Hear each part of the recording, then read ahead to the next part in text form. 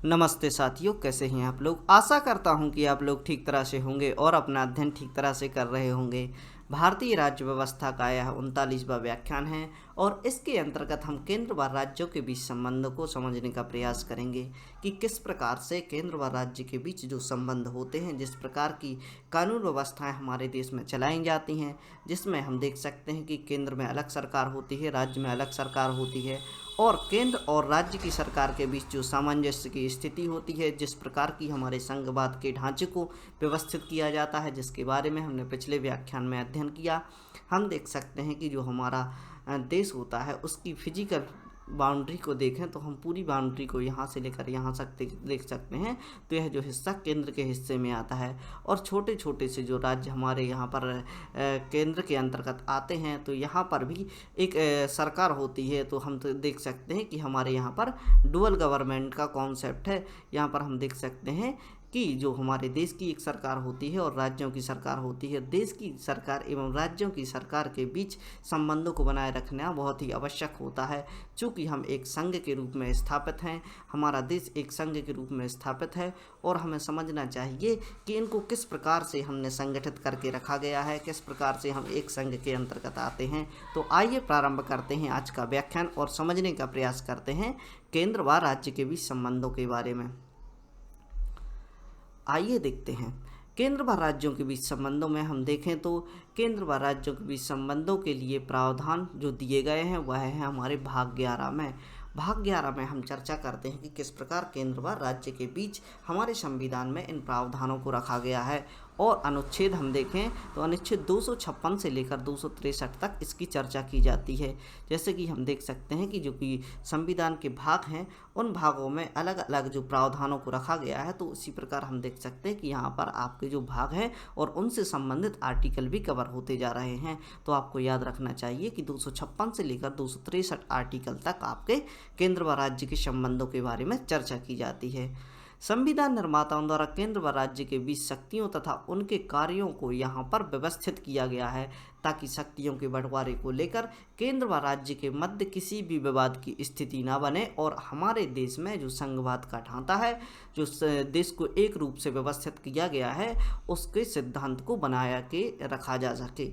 और यहाँ पर हम देख सकते हैं कि इस प्रकार से जो कि इनकी जो पॉलिसी हैं और उनको इम्प्लीमेंट किया जाता है कि जो हमारा संघवाद है उसको बनाए रखा जा सके।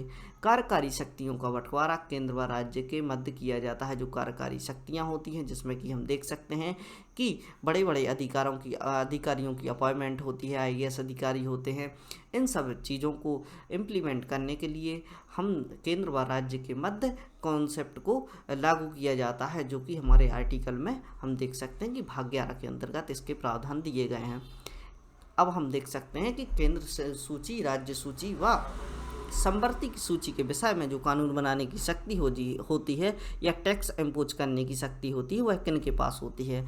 आपको याद होना चाहिए कि केंद्र सूची के विषय पर संपूर्ण देश में लागू होता है। जो केंद्र सूची का जो विषय होता है वह संपूर्ण देश में लागू होता है। यहाँ पर हमने मैप के माध्यम से देखा कि जो हमारा देश है इसमें यदि केंद्र की सूची में जो भी विषय आते हैं वह संपूर्ण देश में लागू होते हैं, चाहे वह किसी भी राज्य से संबंधित हो।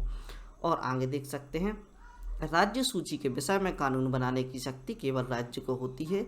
मतलब इसमें कानून बनाने की शक्ति केंद्र के पास भी होती है, लेकिन राज्य सूची पर राज्य किसी भी देश के लिए, मतलब देश से संबंधित कानून को नहीं बना सकता। वह केवल अपनी जो कि राज्य की बाउंड्री होती है उससे संबंधित स्थानों के लिए ही कानून बना सकता है। अब हम संवर्ती सूची की बात करें तो संवर्ती सूची, इसमें दोनों प्रकार के मुद्दे आ जाते हैं, जो केंद्र से संबंधित होते हैं या राज्य से संबंधित होते हैं। या इसके अलावा हम देख सकते हैं कि जो केंद्र की सूची में भी नहीं रखे गए हैं और राज्य की सूची में भी नहीं रखे गए हैं, ऐसे कुछ जो विषय बच जाते हैं उनको संवर्ती सूची में रखा जाता है और इन पर जो कानून बनाने की शक्ति होती है वह केंद्र की होती है। लेकिन इस विषय का अंतिम निर्णय जो कि राज्य की बात करें तो राज्य की जो यहाँ पर कानून बनाने की शक्ति होती है उसका अंतिम निर्णय केंद्र के पास ही होता है।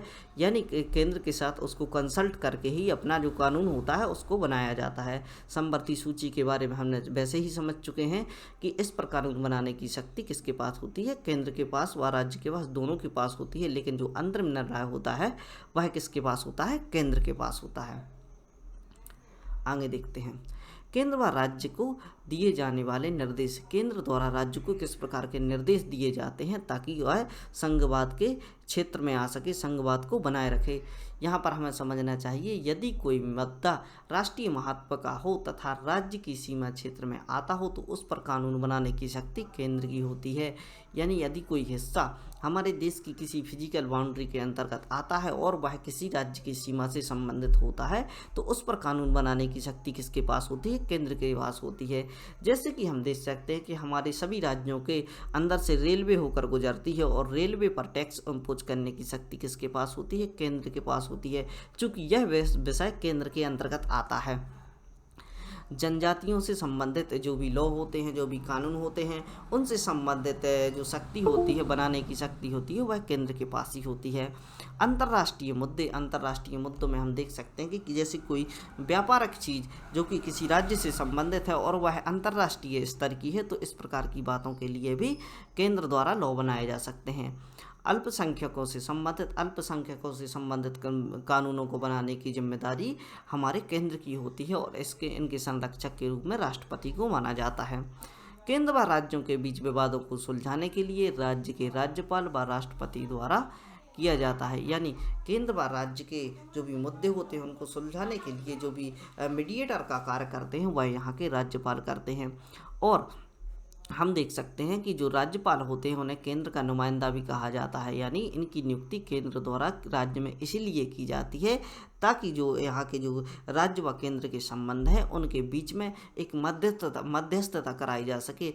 जो भी राज्य से रिलेटेड मुद्दे होते हैं वह राज्यपाल द्वारा सॉल्व किए जाते हैं तथा राष्ट्रपति से इसकी सलाह ली जाती है। यानी हम देख सकते हैं कि जो हमारा राज्यपाल होता है, राज्य का राज्यपाल होता है, वह राज्य व केंद्र के बीच कनेक्टिंग लिंक का कार्य करता है। संसदीय ढांचे को बनाए रखने के लिए केंद्र व राज्य एक सूत्र में बांधने की आवश्यकता होती है।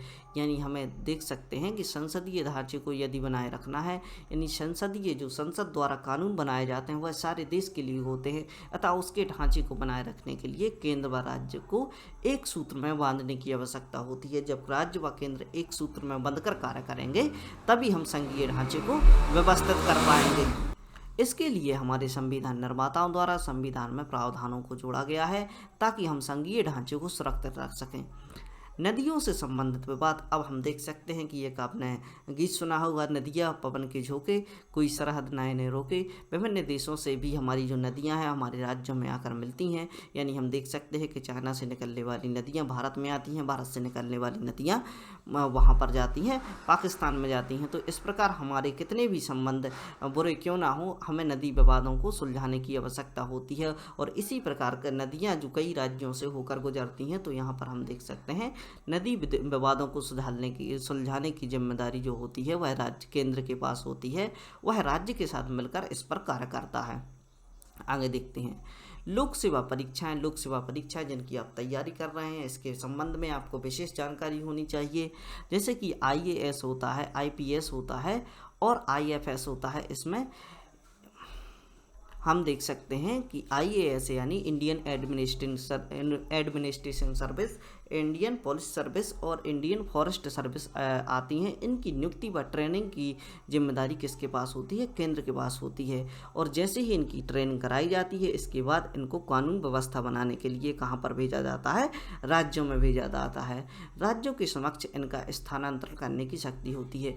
यानी यहाँ पर नियुक्ति की जो जिम्मेदारी होती है वह केंद्र के पास होती है, लेकिन इनका जो ट्रांसफ़र करने की जो शक्ति होती है वह राज्य के पास होती है। आगे देख सकते हैं ब्रिटिश उपनिवेश के समय लोक सेवा परीक्षा होती थी। आपको थोड़ी सी यह जानकारी होना चाहिए। जो लोक सेवा परीक्षा हुआ करती थी उसे ICS बोला जाता था, इंडियन सिविल सर्विस के नाम से इसे जाना जाता था। तो यहाँ पर हम देख सकते हैं कि ICS के नाम से इन्हें जाना जाता था। और अनुच्छेद 312 के अनुसार राज्यसभा को भारतीय लोक सेवा की नियुक्ति के लिए प्रावधान दिए गए हैं। यानी जो भारतीय लोक सेवा में नियुक्ति के प्रावधान है वह 312 में दिए हुए हैं। यह जानकारी आपको होनी चाहिए। आगे देख सकते हैं केंद्र द्वारा राज्य को निर्देश के बारे में और देखते हैं कि और किस किस प्रकार के निर्देश केंद्र द्वारा राज्य को दिया जाता है हमारे संबंधों को बनाए रखने के लिए। सिविल सेवकों द्वारा केंद्र व राज्यों के बीच संबंधों को बनाए रखने का कार्य किया जाता है। जिनकी ट्रेनिंग केंद्र द्वारा की जाती है उनको इस प्रकार से व्यवस्थित किया जाता है, इस प्रकार से उनकी टीचिंग्स कराई जाती है ताकि वह केंद्र व राज्य के बीच सामंजस्य को बनाए रख सकें। राज्य लोक सेवा आयोग के अध्यक्ष की नियुक्ति गवर्नर के द्वारा की जाती है। यानी यहाँ पर हम देख सकते हैं कि जो राज्य का लोक सेवा आयोग होता है, यानी हम देख सकते हैं कि जो राज्य में जो लोक सेवा, राज्य का अपना एक लोक सेवा होता है जो कि राज्य से संबंधित अधिकारियों की नियुक्ति करता है, जिसमें हम देख सकते हैं कि तहसीलदार वगैरह की जो नियुक्ति होती है वह राज्य से संबंधित होती है। तो इस प्रकार की नियुक्तियाँ गवर्नर के द्वारा कराई जाती हैं और गवर्नर किसका नुमाइंदा होता है, वह केंद्र का नुमाइंदा होता है। और इस प्रकार हम देख सकते हैं कि इनके जो भी राज्य से संबंधित जो भी अधिकारियों की नियुक्ति होती है उनमें भी केंद्र का महत्व होता है तथा राष्ट्रपति के द्वारा इन्हें हटाया जा सकता है। यानी यहाँ पर हम देख सकते हैं कि जो लोक सेवा आयोग होता है, जो कि राज्य के लोक सेवा आयोग होते हैं, उनको राष्ट्रपति द्वारा हटाया भी जा सकता है। यदि राज्यों के बीच सहमति हो तो दो राज्यों का एक संयुक्त राज्य लोक सेवा आयोग भी बनाया जा सकता है। यहाँ पर हम देख सकते हैं कि यदि जैसे दो राज्य हैं, जैसे कि हम देख सकते हैं कि मध्य प्रदेश और छत्तीसगढ़ दो राज्य हैं और दोनों राज्यों को सम्मिलित करके एक सेपरेट यानी दोनों का एक ही लोक सेवा आयोग बनाया जा सकता है तथा यहाँ पर नियुक्ति के लिए जो भी परीक्षाएं होती हैं वह कंडक्ट कराई जा सकती हैं। राज्य सेवा आयोग में अध्यक्ष की नियुक्ति संसद द्वारा की जाती है। जो राज्य सेवा आयोग के जो अध्यक्ष होते हैं उनकी नियुक्ति संसद द्वारा की जाती है, इसको आपको याद रखना है।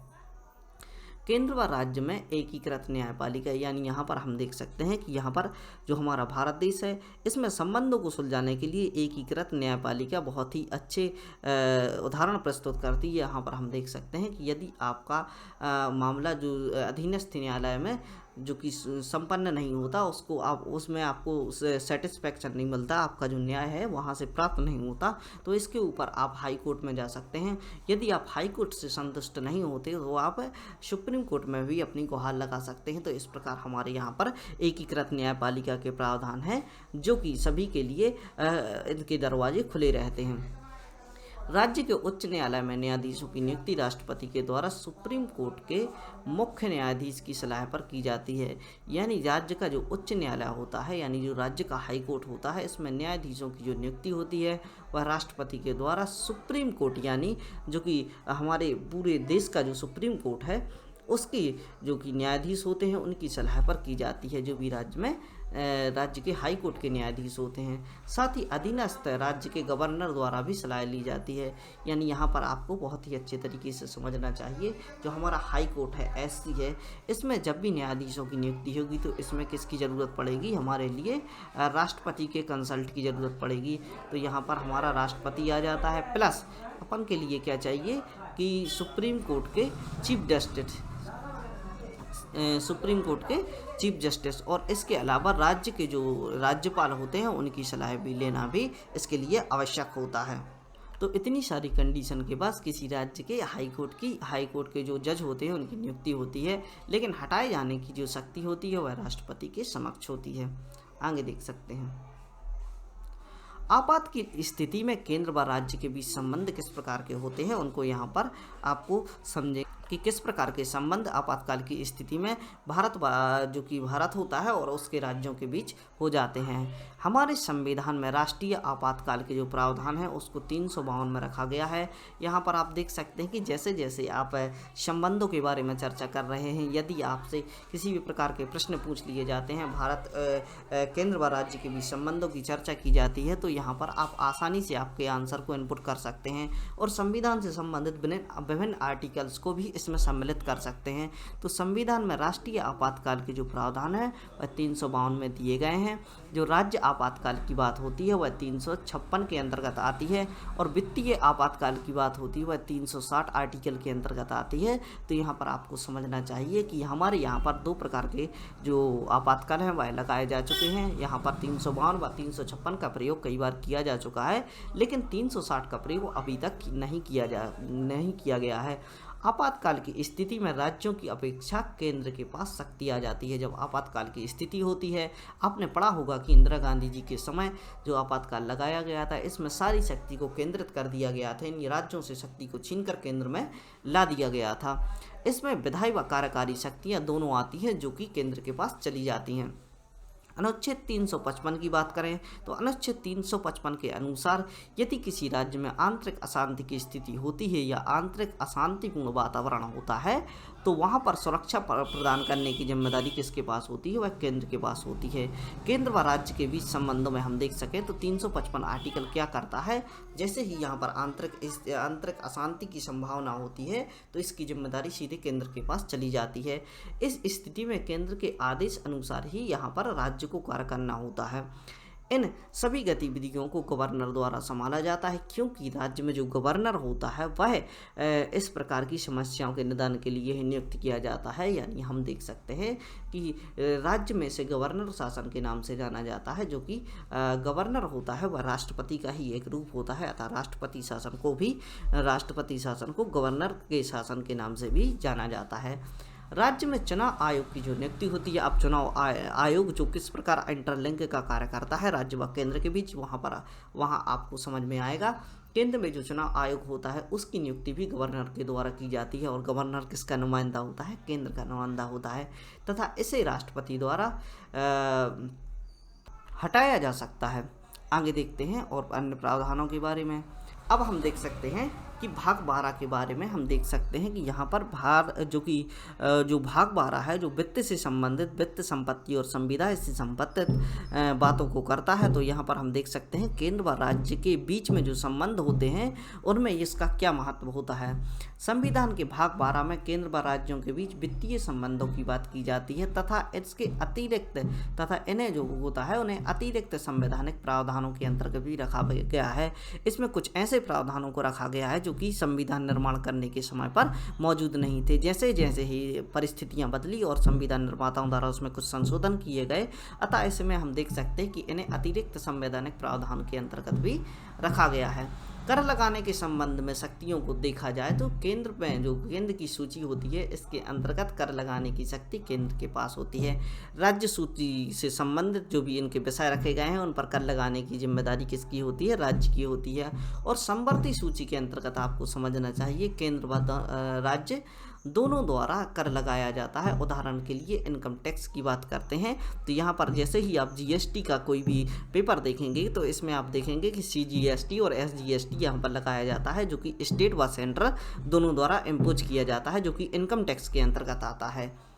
कर लगाए गए कर का बंटवारा केंद्र व राज्य दोनों में किया जाता है। यहाँ पर हम देख सकते हैं कि राज्य द्वारा जो कर वसूला जाता है उसका ज़्यादातर हिस्सा राज्य के पास ही होता है, लेकिन जो केंद्र द्वारा कर वसूला जाता है उसका हिस्सा केंद्र व राज्य दोनों के मध्य होता है। तो यहाँ पर आपको समझना चाहिए कि यदि राज्य को वापस वह कर दिया जा रहा है तो इसमें क्या आवश्यकता है ऐसी कि केंद्र द्वारा कर को इम्पोज किया जाता है। हमें यहाँ पर समझना चाहिए कि जो केंद्र होता है, केंद्र के पास सारे राज्यों की जिम्मेदारी होती है, और यहाँ पर हम देख सकते हैं कि जो भी हमारे जैसे मान लो 29 राज्य हैं तो 29 राज्यों से एकत्रित जो भी कर होता है उसको कंसोलिडेट फंड ऑफ इंडिया में रखा जाता है, जो वित्तीय व्यवस्था को संभालने का कार्य करता है। तो यहाँ पर सारे कर को रखा जाता है, और जैसे ही हमारा जो बजट आता है तो उसमें बजट का जो एलोकेशन होता है विभिन्न क्षेत्रों के लिए किया जाता है, और हम देख सकते हैं कि विभिन्न प्रकार की योजनाएं तथा राज्यों के लिए जो कितना टैक्स देना चाहिए, कितने उसकी आवश्यकता है। और इसके अलावा हम देख सकते हैं कुछ केंद्र शासित प्रदेश भी हमारे अंदर मौजूद होते हैं, इनको ज़्यादा से ज़्यादा संरक्षित करने की बात की जाती है, जो कि हम देख सकते हैं कि केंद्र के अंतर्गत आते हैं। यहाँ पर इनकी खुद की कई जो केंद्र शासित प्रदेश होते हैं उनकी खुद की सरकार नहीं होती, यहाँ पर राज्यपाल भी बैठते हैं, तो इनको संभालने के लिए ज़्यादातर पैसे की ज़रूरत होती है, तो उसके लिए ज़्यादातर एलोकेशन किया जाता है। तो इस प्रकार आपने समझा कि राज्य को जो वापस पैसा मिलता है वह किस लिए जो कि केंद्र होता है उसके लिए वसूला जाता है और राज्यों को उसको वापस वितरित किया जाता है। कर लगाने व इसके बंटवारे से संबंधित कार्य को वित्त आयोग द्वारा, जो कि वित्त आयोग का कॉन्सेप्ट है, वह इसके जो प्रावधान है 280 आर्टिकल में रखे हुए हैं। तो यहाँ पर हम देख सकते हैं कि कर लगाने में जो बंटवारे से संबंधित कार्य होता है वह किसके द्वारा किया जाता है, वह वित्त आयोग के द्वारा किया जाता है। यदि राज्य किसी भी प्रकार का व्यापार किया जाता है तो उस पर कर राज्य द्वारा ही कर लगाया जाता है। और हम देख सकते हैं कि यहाँ पर एक चीज़ को इम्यूनिटी प्राप्त होती है समाचार पत्रों पर। यदि आपकी कोटेशन में समाचार पत्र आता है और वहाँ पर लिखा होता है कि समाचार पत्र पर राज्य के द्वारा कर लगाया जा सकता है तो वह नहीं लगाया जाता। तो यहाँ पर आपको समझना चाहिए कि समाचार पत्र पर किसी भी प्रकार का कर राज्य द्वारा नहीं लगाया जा सकता। यदि किसी राज्य से संबंधित बिल को संसद में लाया जाता है तो उसे लाने के लिए राष्ट्रपति की सहमति लेनी होती है। इस प्रकार राष्ट्रपति द्वारा राज्य के हितों की रक्षा की जाती है। यह कॉन्सेप्ट आप आसानी से समझ लीजिए। यहाँ पर हम देख सकते हैं कि जैसे मान लो किसी राज्य से संबंधित बिल संसद में लाया जाता है, किसी संसद के मेंबर द्वारा राज्य से संबंधित बिल को लाया जाता है, तो हम देख सकते हैं कि वह राज्य के हित में भी हो सकता है और राज्य के विरोध में भी हो सकता है। तो यहाँ पर हम देख सकते हैं कि जैसे ही वह इस प्रकार के बिल को लाना होता है तो पहले राष्ट्रपति से सलाह ली जाती है और राष्ट्रपति राज्य के राज्यपाल से सलाह लेता है। और इस प्रकार हम देख सकते हैं कि जब राज्य की सहमति हो जाती है उस बिल पर तो उस बिल को कहाँ पर लाया जाता है, संसद में लाया जाता है। तो इस प्रकार राष्ट्रपति द्वारा राज्य के हितों की रक्षा की जाती है। पहले उसको देखा जाता है कि यह राज्य के हित में है या अहित में है। यदि अहित में होगा तो उसको वहीं पर बंद कर दिया जाएगा, वह बिल पेश ही नहीं किया जाएगा। यदि राज्य में केंद्र की संपत्ति होती है, यदि राज्य में जो केंद्र की संपत्ति होती है तो उस पर राज्य द्वारा टैक्स नहीं लगाया जा सकता। यदि इसी प्रकार यदि राज्य की संपत्ति जो केंद्र के अधिकार क्षेत्र में आती है तो उस पर भी केंद्र द्वारा कर नहीं लगाया जा सकता। उदाहरण के लिए यदि कोई राज्य की जमीन उसके राज्य से बाहर है तो उस पर केंद्र द्वारा टैक्स नहीं लगाया जाएगा। कुछ राज्य के शेयर राज्य से बाहर हैं तो उन पर टैक्स केंद्र द्वारा नहीं लगाया जाएगा। भवन व विश्व विरासत है उस पर हम देख सकते हैं कि जैसे मान लो केंद्र की जो विश्व विरासत है, जैसे मान लो उत्तर प्रदेश में जो ताजमहल है वह केंद्र की सूची में आता है, विश्व विरासत की सूची में आता है। तो यहाँ पर जो कि राज्य सरकार है इसके द्वारा टैक्सेशन कैसे बात नहीं की जाएगी, यहाँ पर केंद्र के द्वारा टैक्स लगाया जाएगा या उसको वसूला जाएगा, क्योंकि वह चीज़ किसके अंतर्गत आती है, वह केंद्र के अंतर्गत आती है। आगे देखते हैं केंद्र व राज्यों के मध्य अब संकट के बारे में देखें कि कैसी कौन सी स्थितियां हैं जहां पर डिस्प्यूट होते हैं। बहुत ही कितनी भी अच्छी व्यवस्था क्यों ना हो, एक बहुत बड़ी बात होती है विभिन्न राज्यों और केंद्रों के बीच संबंधों को बनाए रखना। यहाँ पर हम देख सकते हैं कि विभिन्न राज्यों में अलग अलग चुनाव कराए जाते हैं। किसी राज्य में जो केंद्र में सरकार होती है वह आती है, किसी राज्य में ऐसी सरकारें आती हैं जो कि लोकल गवर्नमेंट होती हैं, और इसके अलावा हम देख सकते हैं विपक्ष की भी सरकारें आती हैं। तो इस प्रकार की स्थिति में केंद्र व राज्यों के बीच संबंध बनाए रखना बहुत ही कठिन होता है। तो यहाँ पर हमें समझना चाहिए कि गवर्नर की जो नियुक्ति होती है इसको लेकर भी कुछ सवाल उठाए जाते हैं। यानी जो गवर्नर होता है वह केंद्र का नुमाइंदा होता है और केंद्र में जो सरकार होती है वह अपने अनुसार ही गवर्नर की नियुक्ति करते हैं। अतः यह जो कार्य करता है वह केंद्र के लिए कार्य करता है, इसलिए गवर्नर की नियुक्ति को लेकर भी यहाँ पर आलोचनाएं की जाती हैं। राष्ट्रपति शासन के दौरान शक्तियों का केंद्र में चला जाना, यानी यहाँ पर हम देख सकते हैं जैसे ही ऐसी स्थिति आती है कि राज्य द्वारा ज़्यादातर विरोध किए जा रहे हैं। इतिहास में जैसे कि हम इंदिरा गांधी के समय में जो आपातकाल का ड्यूरेशन देखें तो यहाँ पर हम देख सकते हैं कि अपने हितों की रक्षा के लिए सरकार द्वारा यहाँ पर क्या लगा दिया गया था, आपातकाल को लगा दिया गया था, और बिना किसी गलती के राज्य की पूरी शक्तियाँ कहाँ पर चली गई थी, केंद्र के पास चली गई थी। तो इसके द्वारा भी इस प्रकार के अधिकार की आलोचना की जाती है। केंद्र की सेना का राज्य में लगाया जाना, जैसे ही आपातकाल की स्थिति आती है जो केंद्र की सेना होती है, जो पुलिस जो कि ट्रुप्स होते हैं उनको राज्य में लगा दिया जाता है। तो इस प्रकार भी इसकी आलोचना होती है।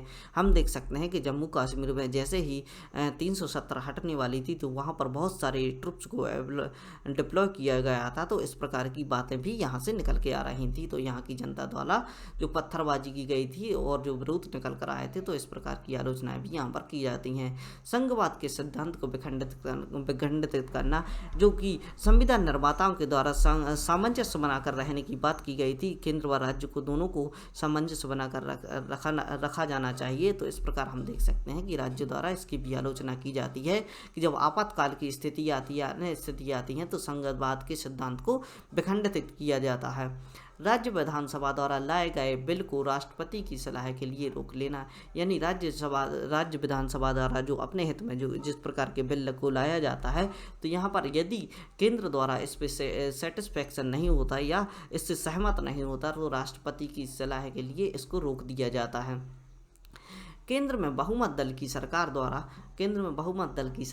राज्यों के विपक्ष की सरकार, यानी यहाँ पर हम देख सकते हैं केंद्र में जो बहुमत दल की सरकार है, मान लो कि वर्तमान समय में बीजेपी की सरकार जो केंद्र में मौजूद है, और हम देख सकते हैं कि जो विपक्ष की सरकार जैसे कि मान लो हरियाणा में आम आदमी पार्टी की सरकार है, अन्य राज्यों में जैसे कि कांग्रेस की सरकार आ जाती है, तो यहाँ पर हम देख सकते हैं कि विपक्ष की सरकार आने के बाद जो टैक्सेशन की जो मनी होती है, उसका जो एलोकेशन होता है, उसकी जो दर होती है वह ऐसे राज्यों में ज़्यादातर होती है जहां पर उनकी समवर्ती सरकार होती है, यानी जो केंद्र में सरकार होती है उनकी समान सरकार होती है। तो यहाँ पर थोड़ा सा डिस्क्रिमिनेशन देखा जाता है और भेदभाव की नीति के कारण इसकी आलोचना की जाती है।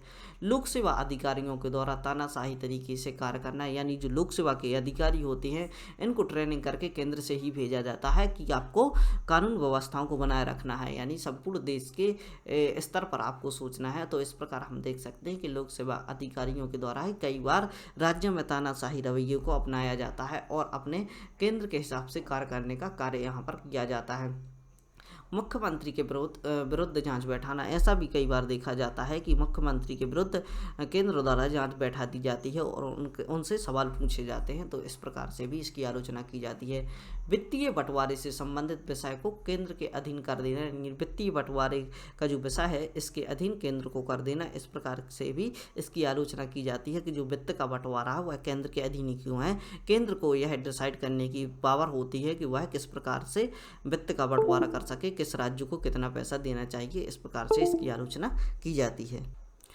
तो इस प्रकार आपने केंद्र व राज्य के बीच में संबंधों को समझने का प्रयास किया और आशा करता हूं कि आपको यह जो मेरा प्रयास है वह समझ में आया होगा। इसी प्रकार के अध्ययन के लिए बने रहें study guide by Mani Pandey से और अध्ययन करते रहें अपना। हमारे द्वारा जो भी पॉलिटी के सारे लेक्चर आ चुके हैं और जो कि पॉलिटी से संबंधित जो लेक्चर हैं वह निरंतर हम आपके सामने ला रहे हैं। और इसके अलावा ऐसे बच्चों को जो इस प्रकार की शिक्षा प्राप्त करना चाहते हैं उन तक इन लेक्चर्स को पहुंचाइए। और हम देख सकते हैं कि जो आपकी आंसर राइटिंग है वह बहुत ही बेहतर हो जाएगी यदि आप इनसे संबंधित अपने नोट्स बनाते हैं, जानकारियों को लिखते हैं और इसके अलावा अन्य जानकारियों को भी साझा करते हैं। तो इसी प्रकार बने रहिए study guide by Mani Pandey से। तो पढ़ते रहिए, खुश रहिए। जय हिंद, भारत माता की जय।